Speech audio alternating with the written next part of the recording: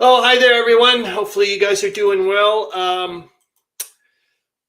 Saturday, July 29th, and I just found out yesterday, I was absolutely stunned that I didn't even clue in that yesterday was back in 1914 was when Austria-Hungary declared war on Serbia. I didn't, I just didn't clue in until I was listening to one of my classical radio stations yesterday during work, and they have a little segment called Composer's Date Book or something, and then they mentioned July 28th, 1914, and I was just like, oh my gosh. And then, of course, they talked about Maurice Ravel's, I can't remember the piece of music, it's something Couperin, about his friends that had fallen during 1914. I think he was an ambulance driver. And then they also mentioned Fritz Kreisler, who, which I was super duper happy to hear about, because I love listening to classical music. But I don't know about you guys, but I just find often that with the classical, it's almost like classical pop music. They're always playing the same pieces of classical music, and it just drives me up a flippin' tree. Anyway, so I was like, good. They mentioned Fritz Kreisler, who was Austrian composer or German, or one of the two. And I guess I still have to figure out what was going on, but he ended up in the States and remained there during the war, and wrote some music. So I was like, good, now I've got another composer I can go and take a look at. So we'll start off. Well, first of all, please let me know what you're up to. I know that Charles Latora, whenever he gets on, has been getting ready to do his graveyard thing with the graveyard golem. But I also want to know how the Western Front Ace is going. I know that you did one mission, but I haven't heard anything about it since. So kind of would like to know. And Meandering, Mike mentioned it when I was watching his playthrough there. The last segment there of Der Weltkrieg, that he was saying, I'm playing this infrequently, so it's kind of like a bit of jostling into his head. Yeah, I can understand. I mean, the amount of things that you're doing, you've got almost like, I don't know, like vegetable soup of rules, in your head, trying to, get everything in order, kind of thing as well. And then playing a game like Der Weltkrieg with all the little inconsistencies. Oh, great to see you, Meandering, Mike. I was actually just talking about you, and that you're mentioning, infrequent play time of Der Weltkrieg, and due to the fact that you're doing a zillion other things too, that, there's probably like a lots of stuff rumbling around in your head. So sometimes it's hard to, especially with Der Weltkrieg, with all the freaking exceptions and so on and so forth. But anyways, so I want to start off with the history heroes for sure. If you guys get this, well, I can tell you one thing. There's no way. I think if you could have given me 50. The only way I would have been able to get this person's name. So it's a person. You'd figure out that pretty quick when you see the clues. I guarantee it. Because I just would not know. The only way I would be able to figure this person's name out is if you would. It would be like what's that Wheel of Fortune thing or whatever it is. The word. That's the only bloody way I could have figured this one out. Anyway, so I'll give you the first clue, and then we're going to go off. I think I'm going to still use the slideshow presentation. It seems to help me click along. I'll also say on two other things before I get off to the history heroes thing, is that one, I would please let me know how you guys think these live streams are going. Why I brought this up is I was mentioning to Zoe as well, is I'm not sure, like, it's got nothing to do with the amount of viewers or like live viewer, none of that. Trust me, none of that. It's for me to see if there's another way of doing what I would like to be doing, which is interacting with you guys in another format. Does it have to be live? And also that the majority of my the people that interact with me are getting up at a ridiculously crazy early time to compensate, to cater to me. So those things is what I'm saying. So try to please put that in your head and go, you know what? Actually, I think there could be a better value for my money or my time or whatever. I'm saying for better sleep. I'm just saying off to that.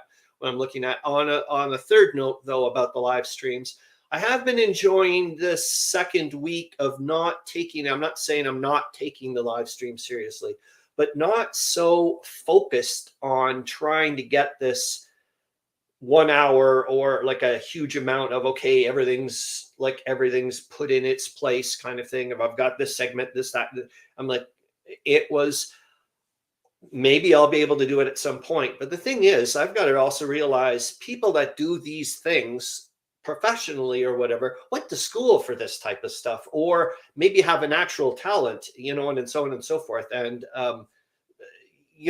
that's one thing to take into account. It doesn't mean just because I can do live streams that I'm doing good live streams. That is what I'm trying to say, and that type of stuff. So I think these are things to consider. I think I've always mentioned, I've mentioned that before as well. Other people have too, with, pieces of software. Just because you can make a document doesn't mean you're a graphic designer. Or if I can, I can use Google Translate, does not mean all of a sudden I'm an amazing linguist.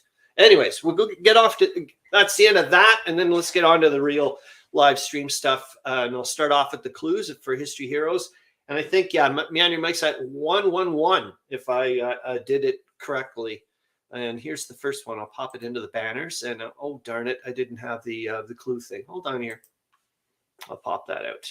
Yeah, we'll go off to my slideshow thing, which will be a piece of shocking news. I mentioned it on the Thursday Hissy Cat Studios. Something from the darn it, I can't keep podcast from the front or something. I keep forgetting how to say it properly. Hold on, it's in here. History Heroes. Yep, I have to look it up. There we go. All right, I've got it. So now I'm going to grab the first clue, and then I'm going to pop it in for the banner. All right, and there you go. That's the first one. And I'm going to pop it into the comments. And I was too old to fight in 1914, so I became commander of a mobile unit of the Red Cross. I don't know if you guys are going to like how good you guys are, but I was, well, I mean, all right, let's get on with the stream. I'm going to get rid of, the slideshow presentation. I'm going to get rid of me.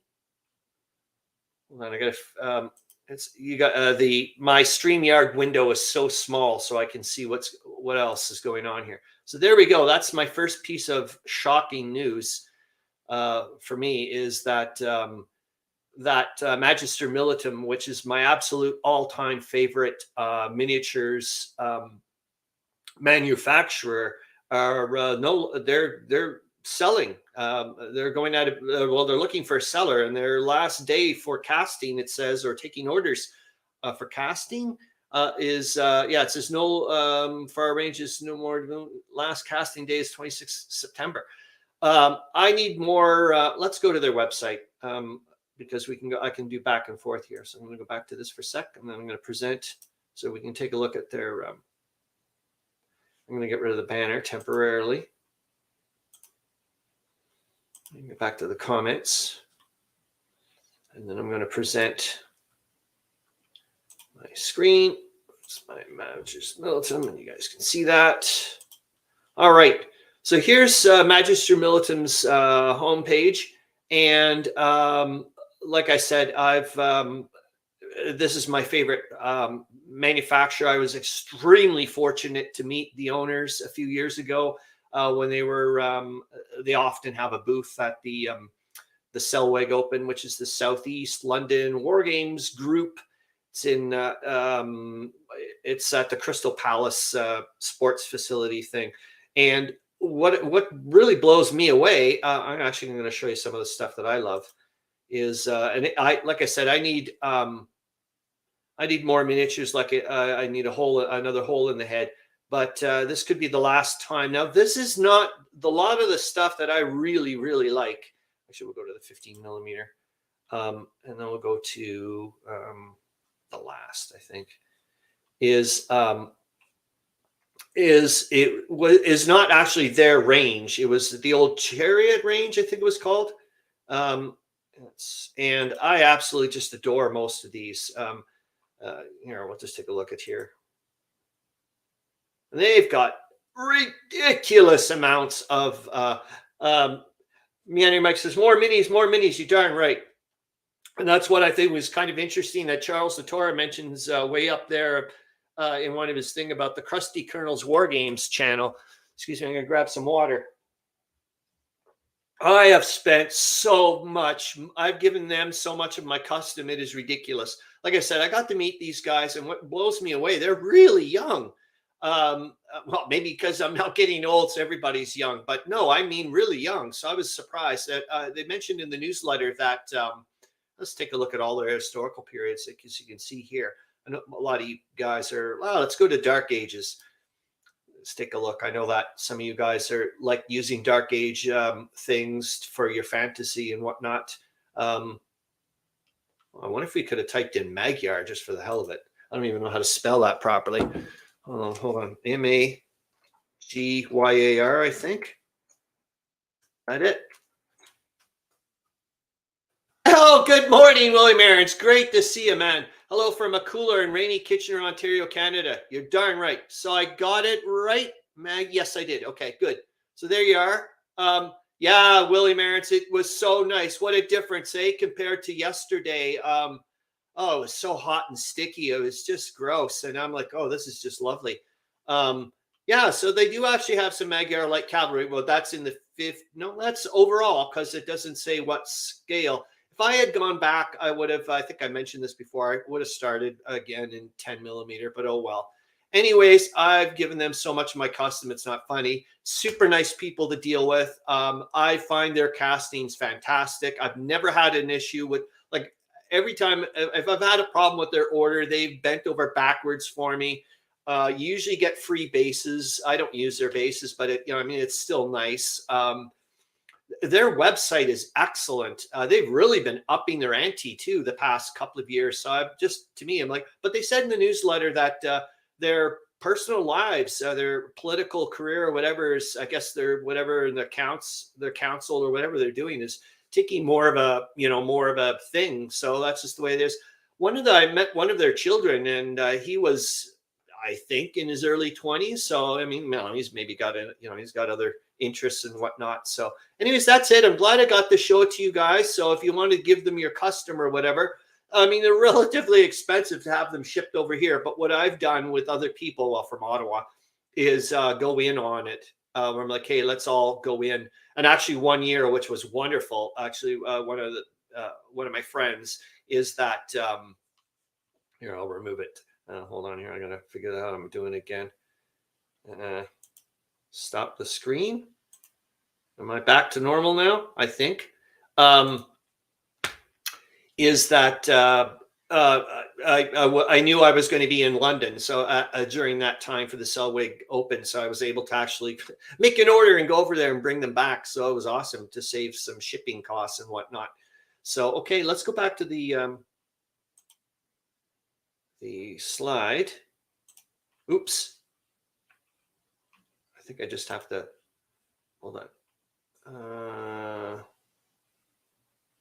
Sorry, I have to figure out what I just did. Nope. Did I screw up somehow? I think I did. All right, we're going to go there. There, we're back to normal. Now I'm just going to get rid of the screen. Jesus H.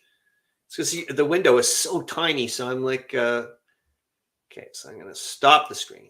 Then I'm going to put, where's it? Add this guy to the stream. All right. Oh, Lord of mercy. And then, oops, sorry guys. And I want this guy. Where are you? Thank God. Okay, so we'll get back to this so I can see what the hell you're seeing. And we'll go to the next slide. Okay, Night at the Tower. So this is the next thing I wanted to quickly just mention, and we'll also zip off to that website link. I think I did things properly. Oh yeah, I got to give you guys another clue.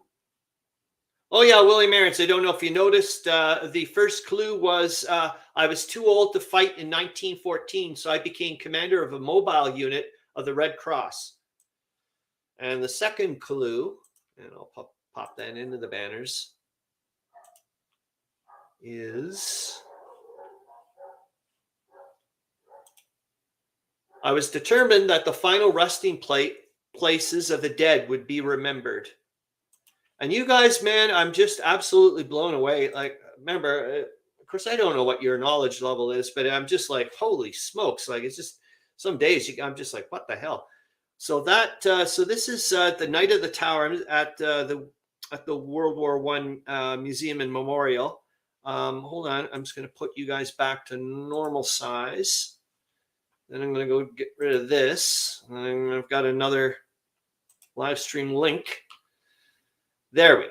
So I just wanted to show you, really. It looks kind of neat. And if I was living in that area, neck of the woods, I certainly would like to go. I still would like to go, that's for sure. And there we go. And now you guys see this one. So this is just, it says taking place within the stunning venue of the National World War I Museum and Memorial. Night at the Tower is a departure from the traditional sit-down gala.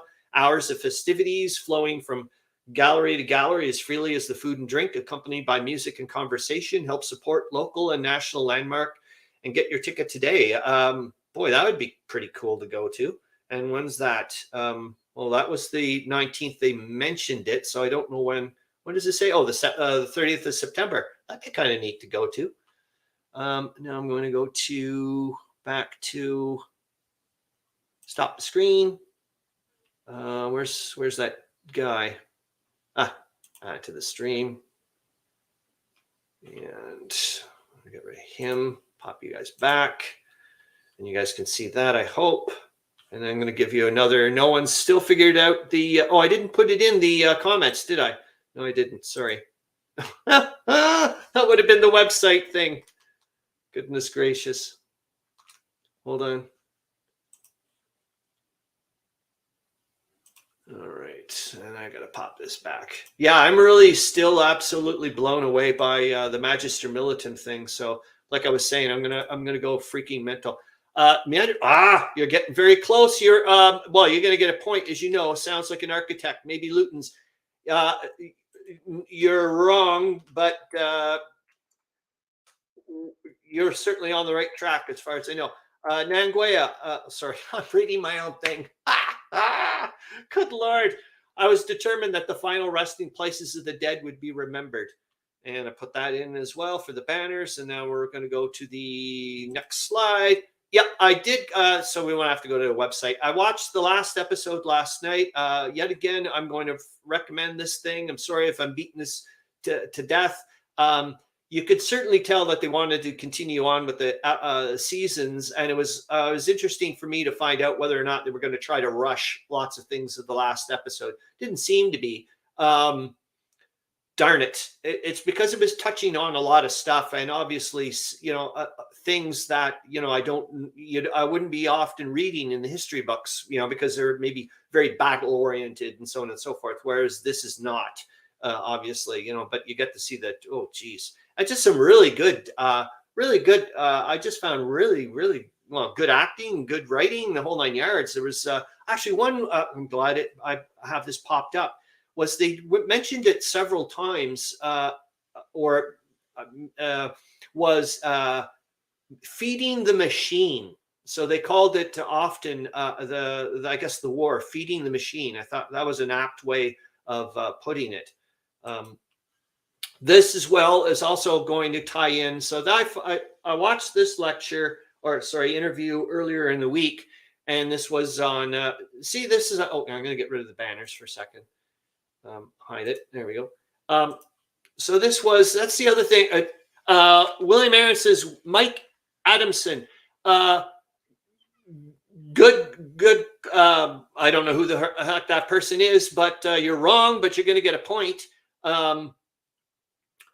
this is it's interesting what I'm finding, a good and bad in some ways about starting to get into World War One now and not back in 2014. Uh, Good and bad in the sense that good in the sense that there's a lot of stuff now that I can buy or anyone could buy that's getting into World War One now, gaming wise or books and all that stuff that are probably a hell of a lot cheaper than they were back in 2014 when everybody and their dog was doing commemorative stuff. And the bad thing, of course, is that, you know, I missed out on a lot of the live events or live stuff. But all this, for example, this you think this interview would be, I mean, this isn't random that, you know, this came out in 2014. For example. So anyways, this, you know, this person on the right, what's her name? Darn it. I have it in the thing here, I do believe. Where is she listed? Oh, darn it. I thought I popped her in here because that's not very nice that I didn't do that then. No, it doesn't look like I have her in here. Shoot. No, literature. No, it's Marguerite Helmers, professor English studies at University of Oshkosh. So I don't know where that is. But anyways, she goes on and on about William Owens and all kinds of relationships with all the. She goes like before. Anyways, it's not very long. It's only about 50 minutes. I found it through the PBS website. I'm sure you could probably find it on YouTube or whatever. Like I said, the links and whatnot are in my thing.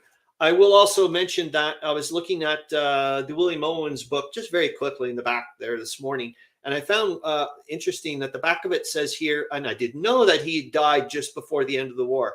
It says Wilfred Owen was the greatest poet of the First World War, and his death in battle a few days before armistice was a disastrous loss to English letters.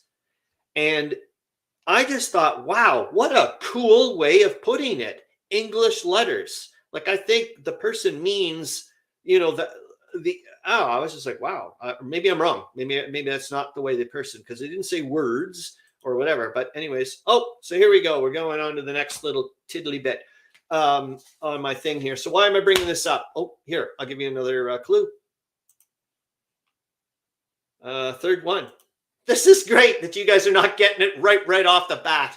Of course, this one may do it for you, and I'll get rid of the banner so we can take a look at the full map. But just lately, you guys have just been nailing them. It's like lightning round or something, for goodness sakes. Belles lettres. Now, you're going to have to explain that a bit more to me, Meandering Mike, because as you know, I'm not the sharpest tool in the shed. So I don't know if you like that's like a poem for him or like whatever.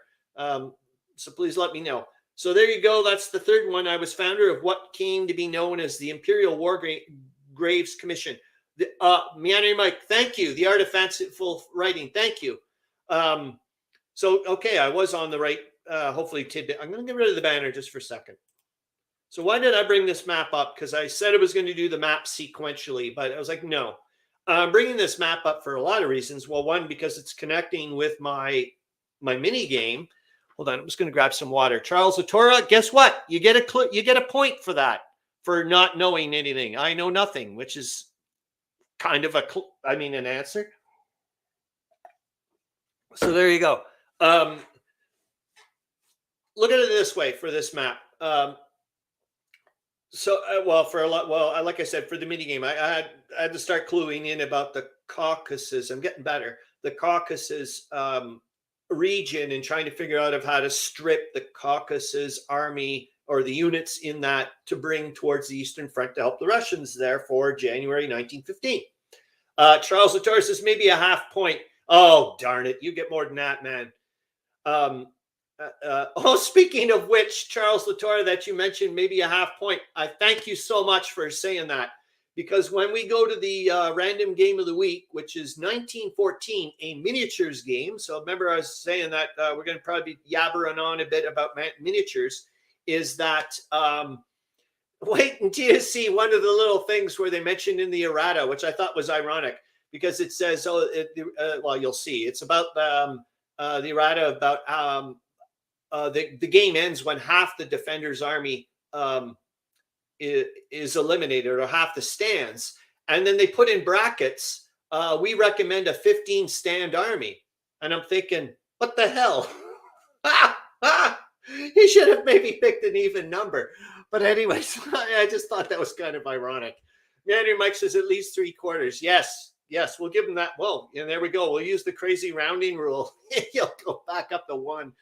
Okay, so here we go. So a second bit, I don't know about you guys, but it's amazing how many preconceptions in my mind of where things are on the map, like in the world, like on the earth. I had no flipping clue. India really, I mean, it's also, yes, I understand that map projections and so on and so forth screw with our whatevers, but it's still, in my head. I had no idea that India was that flipping close, like to the Persian Gulf and so on and so forth. That just blows me away.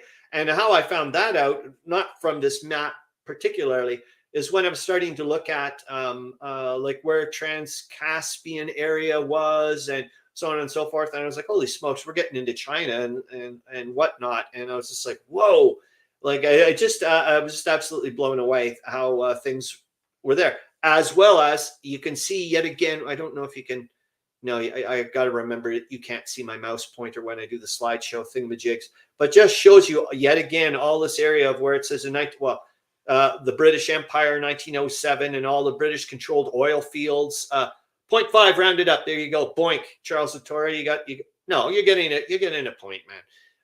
So there you go. So that was that bit. Let's go to the next slide. There we go. So that, and now we're going to go to the website. So that's like I said, I just randomly roll. Oh my God. I'm sorry, but look at that. I was actually staring at the miniatures this morning, but look at that command. I guess that's a French one or something. Wow, that looks really cool. I love those maps on that table. That just looks so neat. We'll go take a look at, and we'll take a quickie look at the website as well. There's a ton of YouTube videos on how to play this game and whatnot. So they've not just the company, but it seems like a lot of people put out some good effort here. Okay, hold on. I'm going to grab the, and I still have to, Meandering Mike says, because back then Pakistan was part of India. Bingo. Okay, that's making a hell of a lot more sense. You're right. Okay, so let me grab the link for this, and I'm going to also give you another clue. And I'm getting a little bit smarter in the sense that I'm starting to put my sources and links for the for the upcoming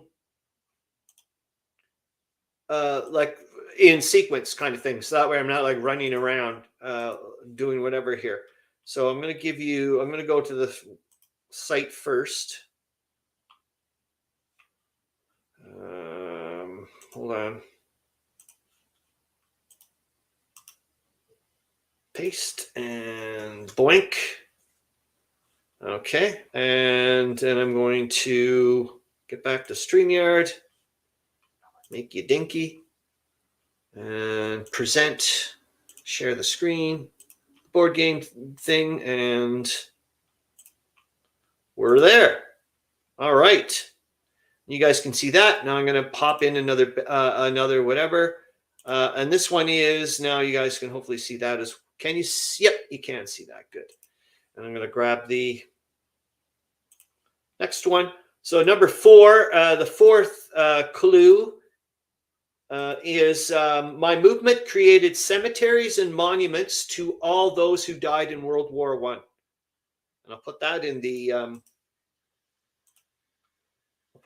comments as well.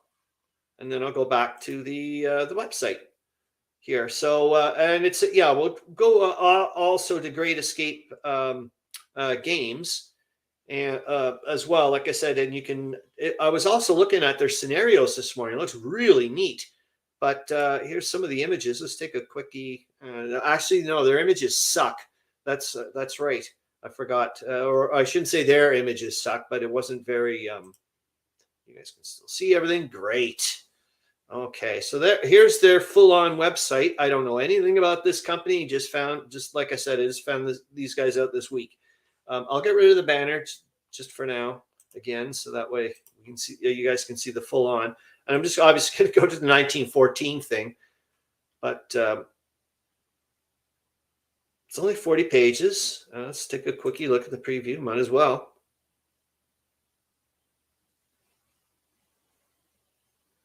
And it says it's battalion level, and that it said the battalions are in about the size of a British brigade, or whatever. So there you go. But I also wanted to show you, if you guys are interested.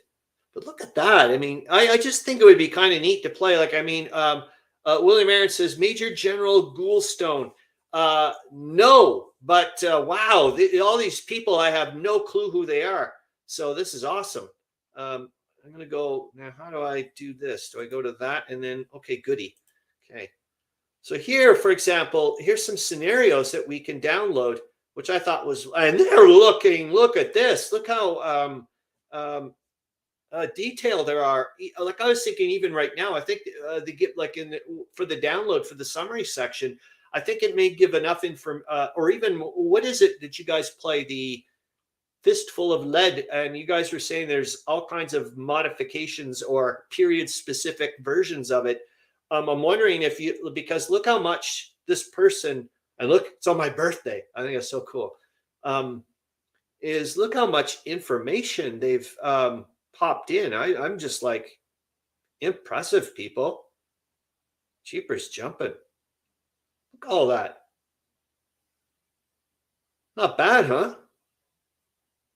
Like, geez, you know, they don't have to do that. I mean, you know, nice. So totally downloadable, totally free. And let's take a look at this here, and I'll show you what I mean. Like, that didn't look, I'm just saying, but I mean, with that or that battle over there, and I'm thinking I don't have any World War I miniatures, but I just may use cardboard. I'll just use two-dimensional. I've done it before. I just, you know, rectangles or whatever, and just write down the names, slide them around. I couldn't care less. I'll do whatever the hell I want for whatever's. Okay, so I'm going to pop in and give you guys another clue, and then I'm going to go back to this. I'm going to stop sharing this. I'm going to go add that to the stream. Okay, so we're back to that, and then I'm going to put the banner back, or give you a new one. I'm really amazed. Well, I shouldn't say amazed, but okay, so we're up to, my moon created that one. So here's this one. So here's another one. And I'll give you the next clue. I commissioned the best British architects to create the cemeteries and monuments. Yeah, like I said, when I saw the name, I was like, whoa, this is maybe going to be a toughie. But then I was also saying to myself, you guys have been blowing me away with your knowledge. So, all right. So, okay, we're back to the thing. I'm going to pop this so I can see what's going on. And I can go to the thing. All right. So this is, we're not going to some website. This is just to bring up the fact that, no, I still have not done anything with the Great War in Africa update stuff, but I will. And I keep saying that. But yet again, it's also, I guess, connecting in Meandering Michael Harro of Architects. Yeah. Yeah, that's one way, I guess, the generalist answer for that. That's for sure. Well, yeah, as you know, you're getting another bloody point.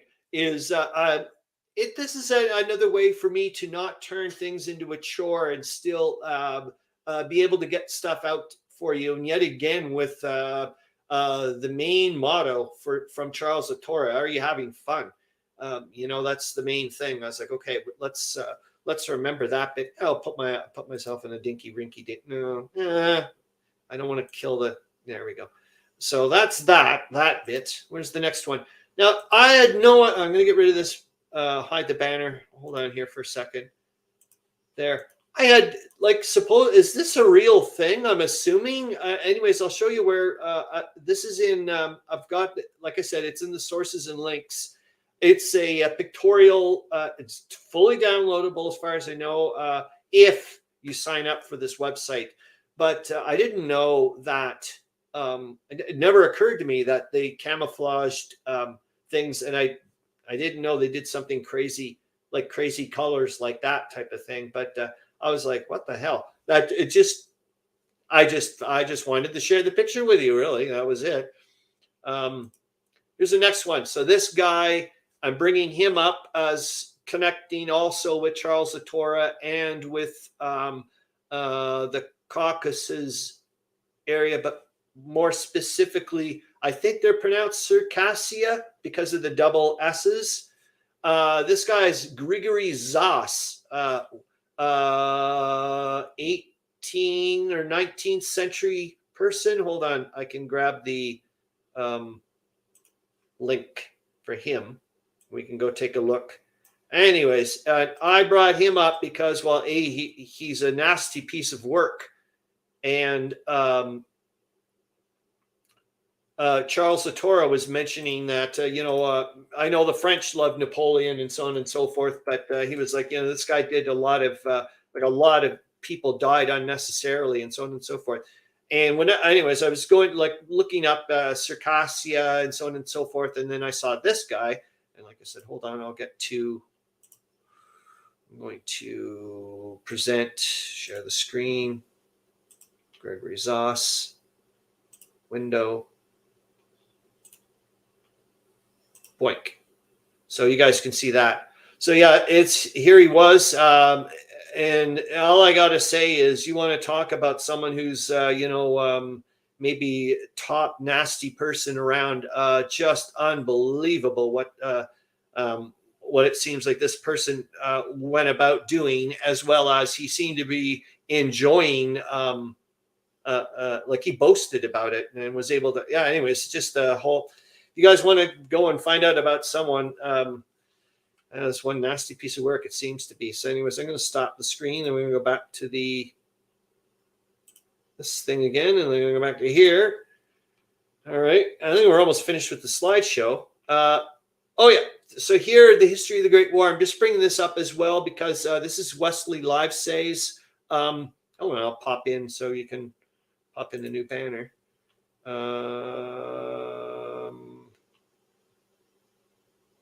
Here's the next one. Our policy was that all war graves would be treated equally and uniformly, regardless of rank. And I'll put that in the comments as well. So maybe this is going to be one that you guys are just going to get points for guessing. And that'll be that. That would be, an unusual thing to have happened. So hold on here.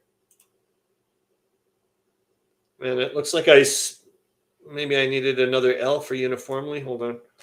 Yep. All right. There we go. Pop that in. So we're back into the, okay, I'm here. Sorry.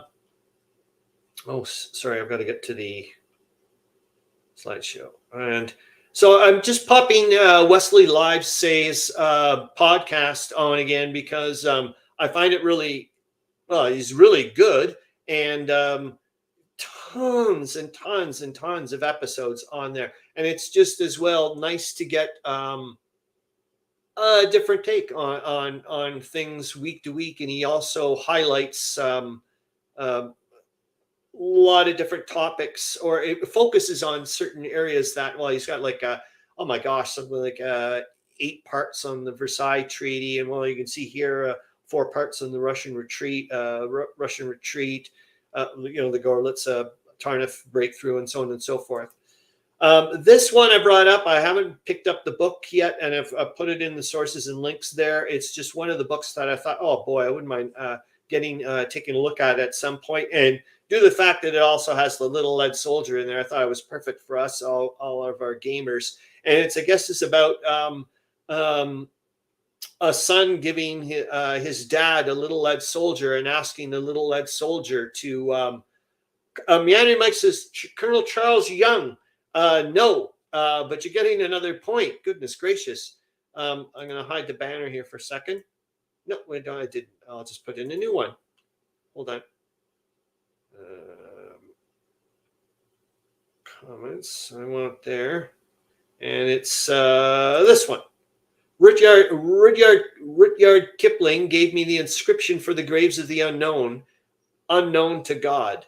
And that's the last clue. Goodness gracious. Let me pop that in. So I thought, anyways, it looked like I really would like to pick this book up at some point. And I thought, oh my gosh, it's almost going to be like a killer, in the sense that I guess the father writes back, pretending to be the little sled soldier. I'm like, oh my gosh. So that's going to be. I would love to read it. Yeah, at some point we'll see if I can get it at a relatively cheap price. This one as well. So I brought here. I'm actually going to have to bring you to the. I'm going to get rid of the banner. I don't think we need them anymore for now, anyways. So I'm going to bring you actually to this website because I thought maybe you guys would be interested in taking a look. It's a digital library from Villanova University, I guess. Hold on, I got to get to the right spot here. And what I like about it is two things. So hold on, I got to get to pop you guys back to normal sized and present window. Done. All right. So this thing, well, there's a few reasons. Meandering Mike, his son John Kipling, no. And I don't know if you're even being. So that's why I went because I thought you were being sarcastic, but maybe you're not. So I shouldn't have done that because I don't know. I don't even know if he had a son. The reason why I'm bringing this website up or this thing up is one, it's beautiful looking. And you guys can take a look at it free. I also wanted to practice my French, and I thought, what a great way to practice French, and also get my jollies out with World War I. And you can also, if you want, guys, it's all been translated. I don't know how well it's been translated, but look how beautiful this is. This is just absolutely magnificent. I mean, why in the world would I not want to, geez, of course I want to share this with you guys. So that's that. Let's see if I can stop the screen. Add that to the stream, and I'm back to that. And is this the last one? No.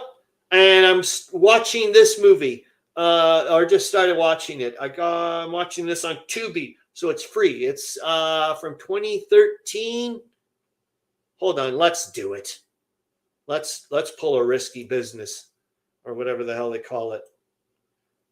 I'll try the copyright thing again. We'll watch a few seconds of a freaking trailer, and that's tough bananas. Let's have some fun. Jeepers jumping. All right.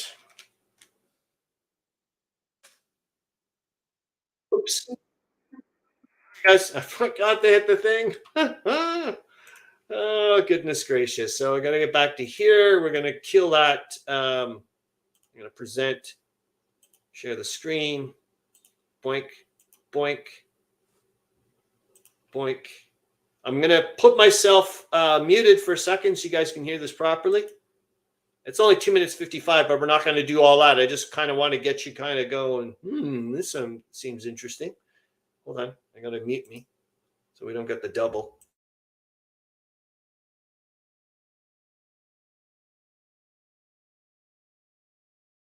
I'm not sure if I said share audio. Hold on.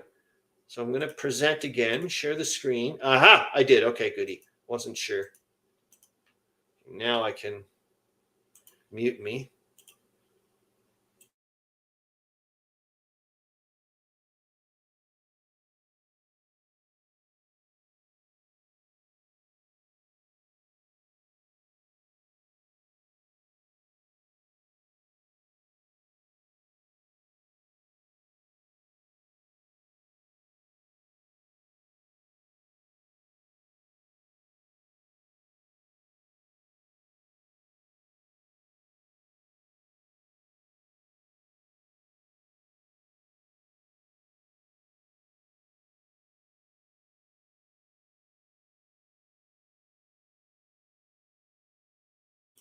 anyways, that looks pretty darn good. I've only started watching a little bit. So, yeah, anyways, that looks pretty good. We scuffed.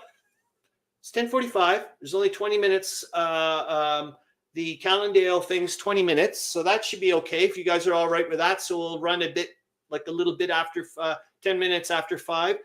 And I'll let you guys think about it a bit more. Okay, tell you what. I'm going to give you some clues the way I would need clues for the who or what am I, because, yeah, well, pretend you're me. And you're going to need the Wonder Wheel or whatever that thing is called. Charles Latora, thumbs up. I'm assuming that's for the Calandale. Excellent. And I'm going to hopefully see you tonight I'm just going to share doing some kind of, oh, darn it, Charles Latora. I started doing a SOP with camel yesterday. Oh my God. A tiny little model, hardly any pieces. And I'm using my utility knife to take, and I'm like, oh, got to be Mr. Careful, blah, blah, blah. And I'm like getting the thing, and all I hear, ba-ding! And it's a gray piece, tiny gray piece that goes flying and lands somewhere on my gray floor basement. Good luck. I'm like, so now it's only part of the landing strut. So now I'm thinking, well, maybe I'll have to do like a diorama or something, like it's a Feld plane or something. I don't know. Oh, what a bummer. But I've got other ones. I think I was mentioning to you last week, Charles Latora, in one of your video things where I was commenting that I picked up last Saturday. I decided, screw this. I'm going to go to the hobby store, and ended up getting a blimp model SOP with camel, Faltz or German plane, PFALS or something. Oh, darn it. And there was a tank, and I keep forgetting to grab that tank there. I'm like, oh.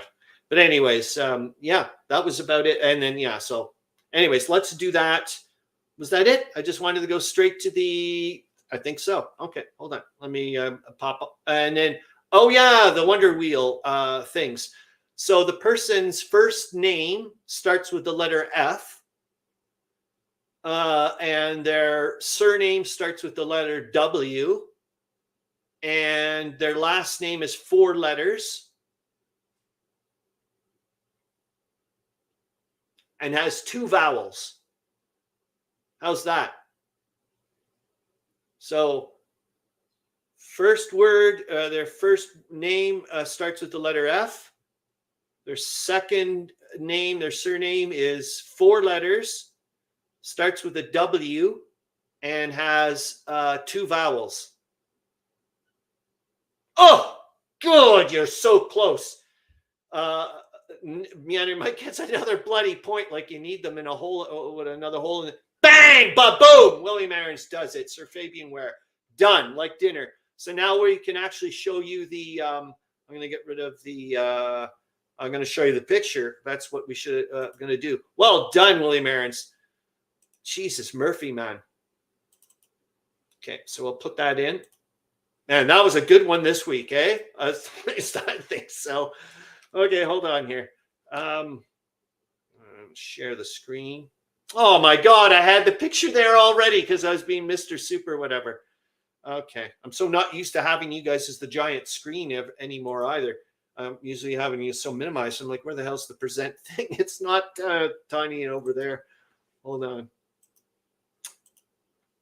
Oh, it didn't show that. Hold on. I got to go back to the, hold on. Okay. There we go. All right. Charles Latora, we need a limit on WAGs per episode. Shit, what the hell does WAG mean? You have, I don't understand what that, darn it, Charles. Anyways, hold on here. I'm going to present.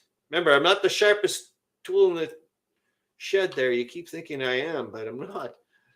All right, so here we go. So here's the, here's the thing. I got to make sure I can see what you guys can see. I think you guys can see the middle. Yep. All righty. So yeah, I was founder of what Fabian Ware, 1869 to 1949. I was founder of what came to be known as the Imperial War Graves Commission, which is cool because it's part of that. I think also the Imperial Museum and all that. My movement created cemeteries and monuments to all those who died in World War I. Our policy was that all war graves would be treated equally and uniformly, regardless of rank. I commissioned the best British architects to create the cemeteries and monuments. I was determined that the final resting places of the dead would be remembered. I was too old to fight in 1914, so I became commander of a mobile unit of the Red Cross, and Rudyard Kipling gave me the inscription for the graves of the unknown, known unto God. All right, guys, so thank you so much. Charles Latora, wild ass guesses. Okay, thank you. And wag, I think, is also a term for sports wife in England. I don't know if they use it here in North America. So that's what my brain was going. I was like, where the hell is he going with this? So okay, let me pop on. Get a new thing, and then we can watch. You know, it'll be 10, as long as you guys are not too pissed off about being 10 minutes past. And like I said, I'll shut up right after. I'll stop it quick. So I don't want to get into that. So okay, you guys ready? Here we go. I'm gonna present, and I have to mute me. So I'm gonna mute me now. Wives and girlfriends, man, you're Mike. Thank you. Now, at least now I know the official. I just always thought it was some kind of derogatory term I always used to hear when I was there and whatnot. So I just assumed that's what it was. I didn't realize that it was wives and girlfriends. Thanks, man. Okay, so I'm going to mute.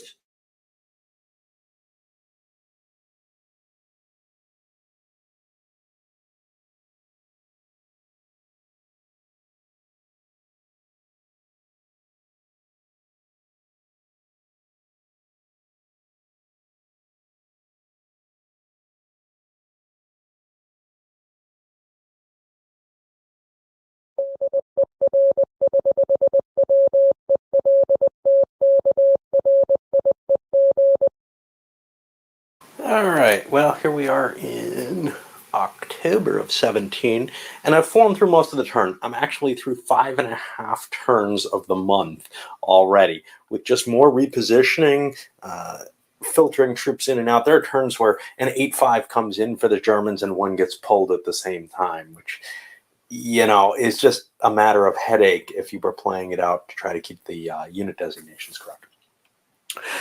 Well, what do we see? We're at end of the German turn, ready for the British turn. Now, I know the British are going to attack. They want to make an attack wherever they can along the front that's best, and that's probably going to be somewhere up here to try to do a mobile attack and then slide into place and maybe, actually get an advantage on a hex. Maybe not. I'm not sure. But to try to get the most punch and distance, try to make it up to those Belgians, get them into the game, or at least enough of a threat on the Germans that they have to yank the line back and give up maybe all these Hindenburg line hexes that they've built and lose that advantage. The other thing that's going on is we have a real American unit on the board finally. Now, the game kind of handles the American units strangely. So, if you're familiar with the history, the Americans spent a lot of time behind the lines during 1917 training. And in fact, it was a very difficult thing to get them onto the line. The way this game handles it is it says you can put 8 divisions into a situation where they can be only 8 divisions can be supplied per turn by British or French sources. This is a great solution for the French. Now, unfortunately, this is not a very good unit right now. It's supposed to be a 5-4, but I can't do that with this unit, so it's a 4-4 when it came on the map. Obviously, either a mistake here or a mistake in the way that I'm understanding how unit strength can be handled. It's supposed to only be 1 marker on top of a single unit, though, and it's one of the few things that makes this not a pure strength point game. It's that the OOB can't actually be represented by the counters on the board as the rules handle it. Okay, but given that aside, that's really not much. I can throw it into the line, though. That did not happen. It did not happen right away. And even though that's a weak unit, it can replace, one of these 4/4s or help stiffen the French line down here. And that's what I'm planning on doing with it. But it's completely ahistorical. The Americans did not start throwing things in the line until they had to. And, well, you could say, oh, it's kind of a... But look, this game is trying to be very, very historically accurate about forcing decisions that you had to make. It goes around trying to generate those decisions in the players, instead saying, you can't stockpile too much supply. You can't do this. And these things are somewhat believable, but this one is not. The U.S. Army was not allowed to join the line until it was definitely needed. And I wish there was more rules handling that, or more restriction, like, hey, you can put up to 8 divisions on the line once you have X amount of divisions on the board or something like that. Because what's going to be happening here is they're just going to start filling up the line just as the French desired until they hit the 8 divisions, which I don't know. I don't even think that happens in 1917. And that's kind of annoying to me. And then they can participate in the attacks, etc. And again, this was not done at this rate. These pieces that were on the board were not sent into combat immediately. All right, let's go on with these assaults. Hey, bonus, I'm listening to the Guns, Dice, and Butter with Dunnigan. Great listen. I've enjoyed Herman. I've enjoyed Berg. I've enjoyed most Nick Karp.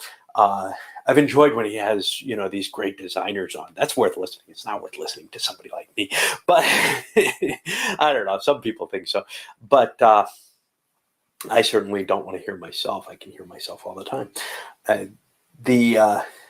But it's just great to be able to tap into these, real fundamental forces in the hobby and hear their views on the subject matter. I can't recommend it enough.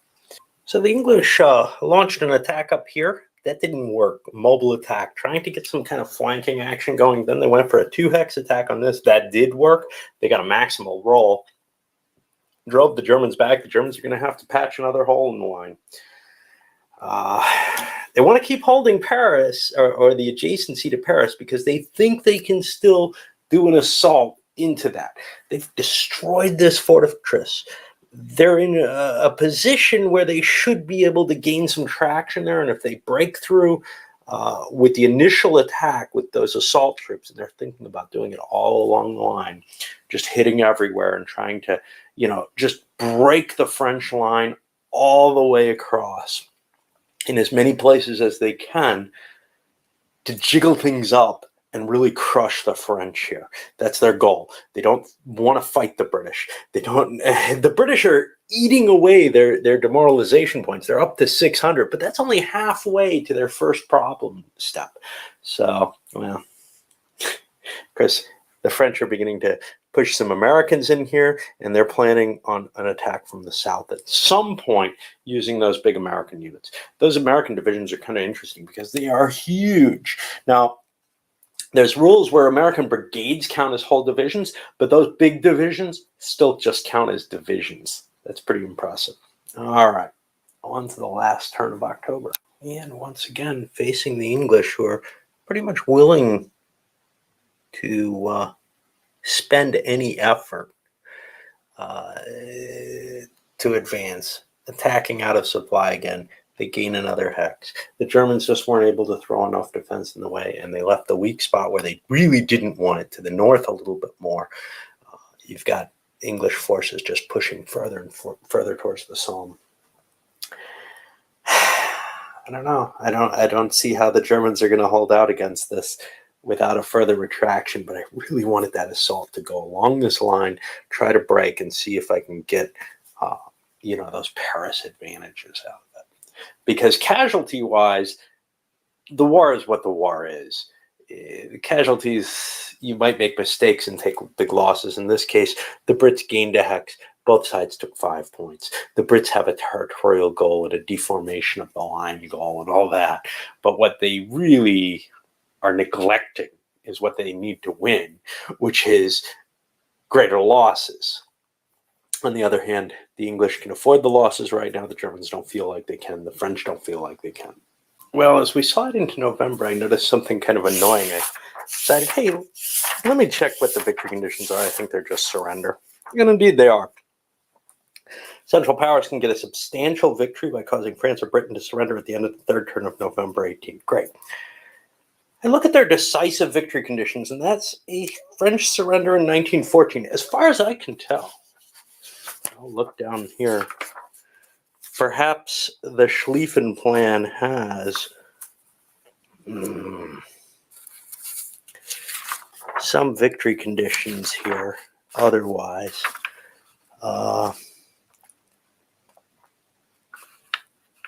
yeah, they don't have any automatic victory during the Schlieffen Plan.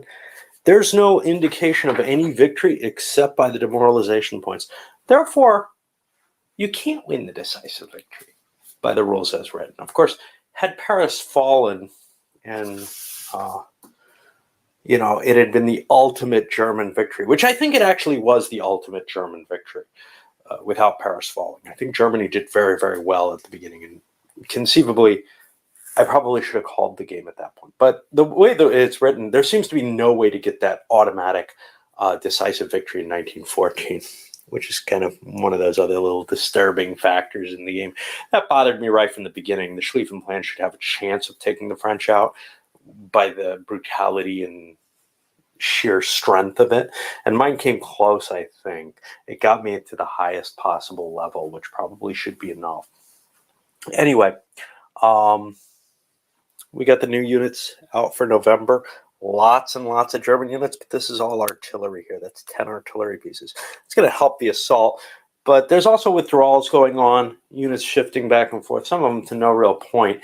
It's not like, this is just the 8.5s coming out and getting replaced by the 12.5s.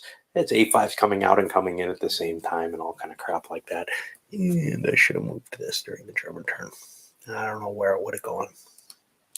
Put it down here, I guess.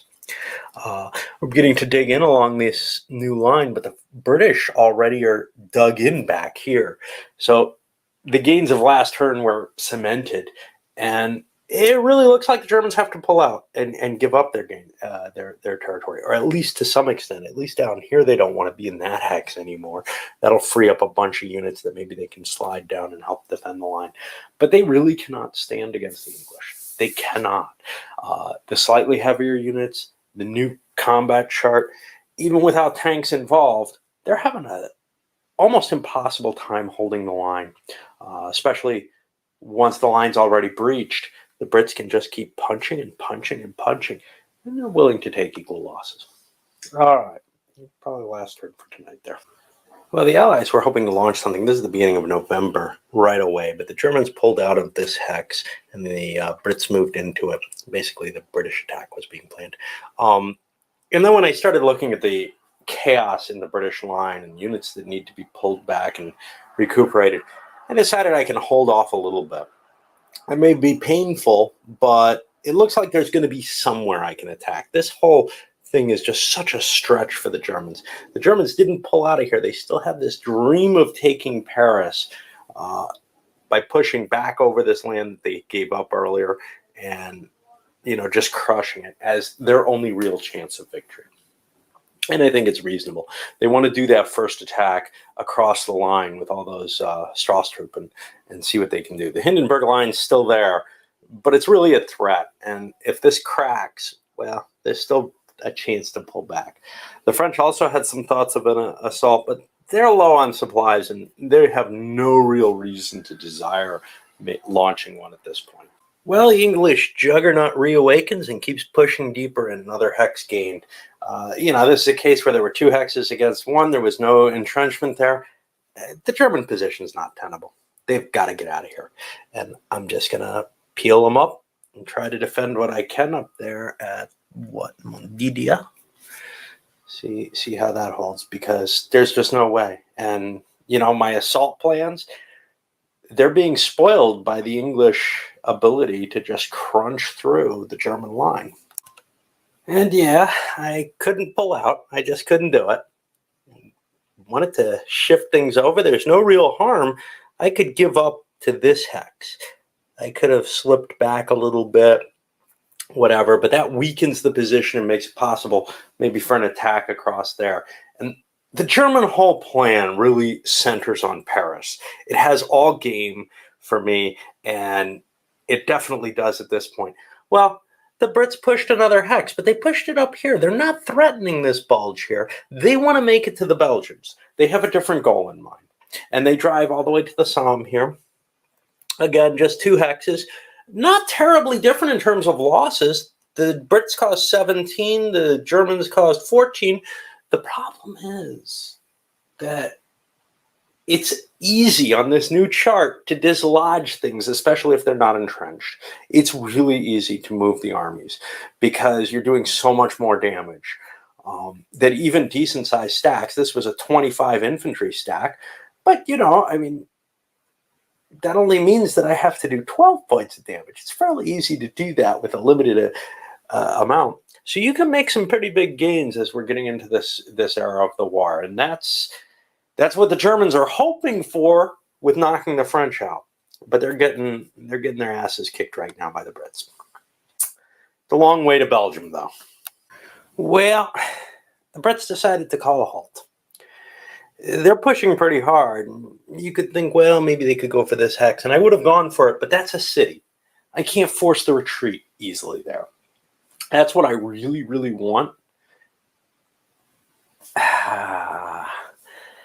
If I'm going to commit tanks to an attack on a city like that, which is what I'd have to do, I want to make sure I have my best troops there. I want to make. I may still do it without supply, although that's kind of ugly too. So I'm considering halting the attack until December, and then starting it up again with armor, with artillery, and with the supplies. Try to take Amiens, and then see if I can continue. Alternative options were to slam down and threaten this German front in the southern area where they shouldn't even be, where they should have pulled out. But that's not what the British want. The French are probably saying, yo, the Germans are coming in. You know, they're building up. And the English are probably saying, nah, you know, I've hammered them pretty hard here. I've stretched their line. I've done a lot of damage to it. I don't think trying to collapse this is all that valuable. I'm not sure.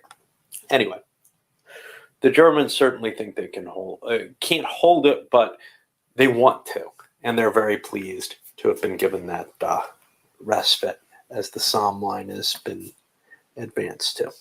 All right, well, that's the end of November. As usual, when I move into December, I, of course, set up the turn, but then I set up the next year. Oh, I haven't gotten to the Germans yet. Damn.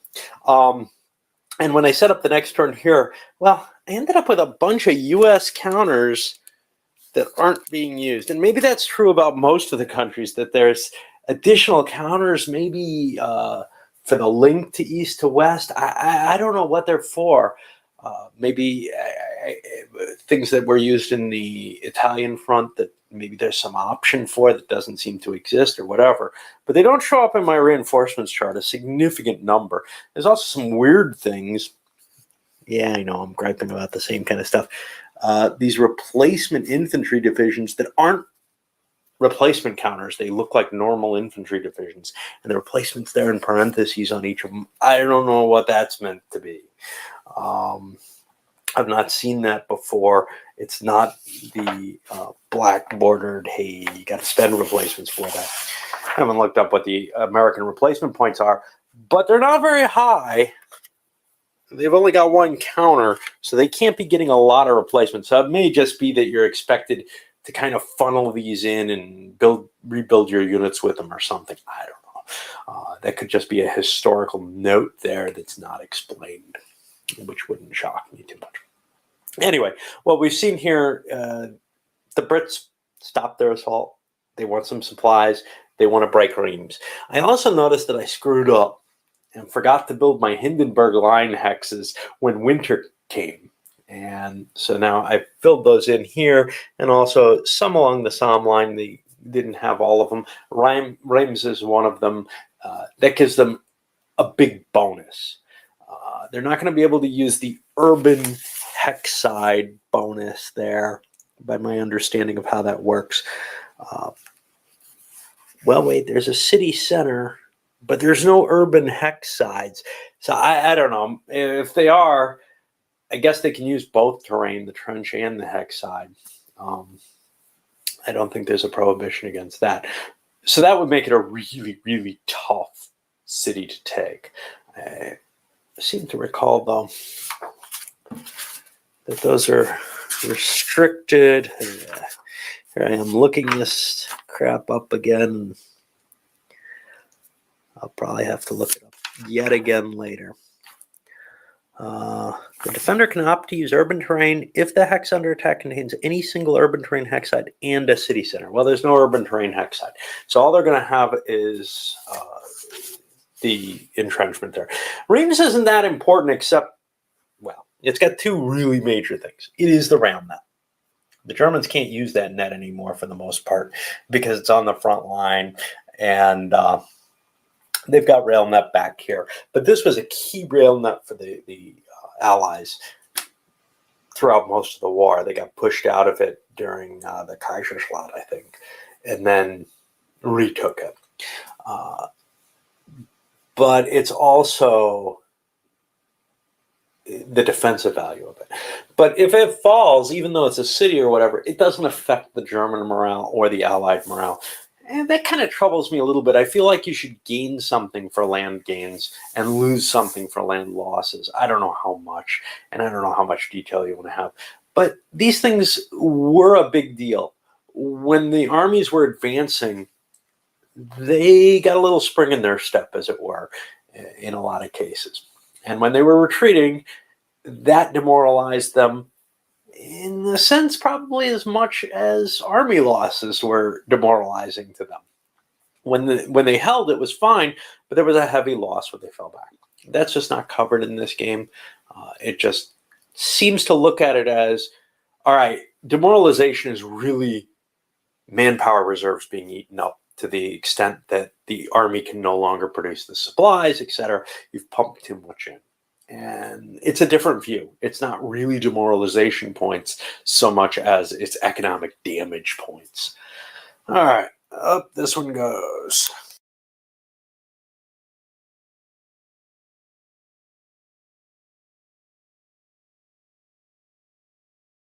I keep forgetting to hit the unmute thing. So thanks again, guys. I want to end it, like I said, to try to keep it within an hour. Yes, muted, and now I'm not, I hope. So we'll remember yet again. Yeah, so thanks a lot. I hope you guys see obviously a few of you guys later on at the Not J thing at Saturday, tonight at 9 o'clock. And that'll be kind of neat. I think I will make sure that I poke out some model pieces and feel like, well, it was interesting, though. It's true that what Meandering Mike said there in one of his, his videos, the fact that it's not just about modeling and whatnot. You'll also see people playing Hex Encounter. That Meandering Mike says, pull had a tie. I know. I'm absolutely blown away. I actually commented on your thingamajig because I thought for sure, Meandering Mike, it was like, you're like, well, I know how to solve this tie. And I'm like, he's going to roll a die like all gamers do. And I'm like, what the hell? He didn't do that. So that threw me for a loop. I was like, I was completely expecting to see, or I actually mentioned in the comment, I was expecting you to maybe grab Scully or one of the Scully family. Now that we found out that there's a ton of them. Yeah, but that didn't happen. So yeah, I'll see you guys later. It'll be kind of neat to whatever. I think I'll start doing the blimp. I mean, goodness gracious, the blimp is not too, it shouldn't be that difficult. It's probably a lot easier than the freaking plane to do, for goodness sakes. It's 1 to 350 scale. Hold on, I'll show it to you very quickly, and then that'll be that. I don't want to, like I said, I don't want to drive you guys up the tree.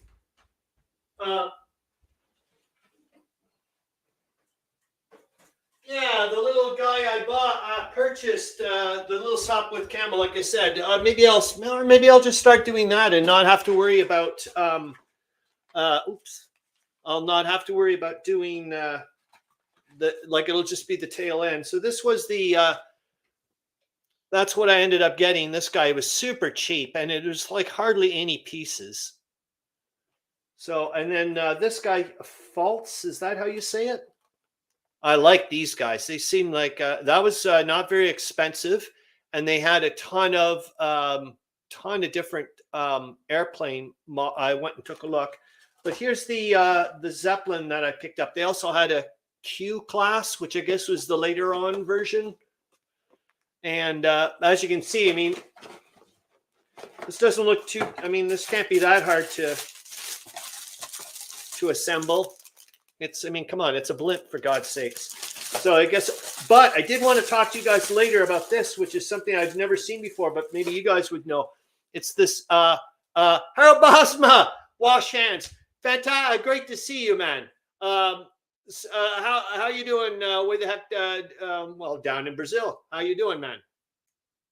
Harro Bosma. No, sorry, Harro Bosma. I'm getting people mixed up here. Harro Bosma, you're in Dusseldorf, I do believe.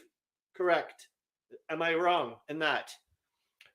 It's darn it. I can almost see the person's name. It starts off with a lowercase letter. That is in Brazil.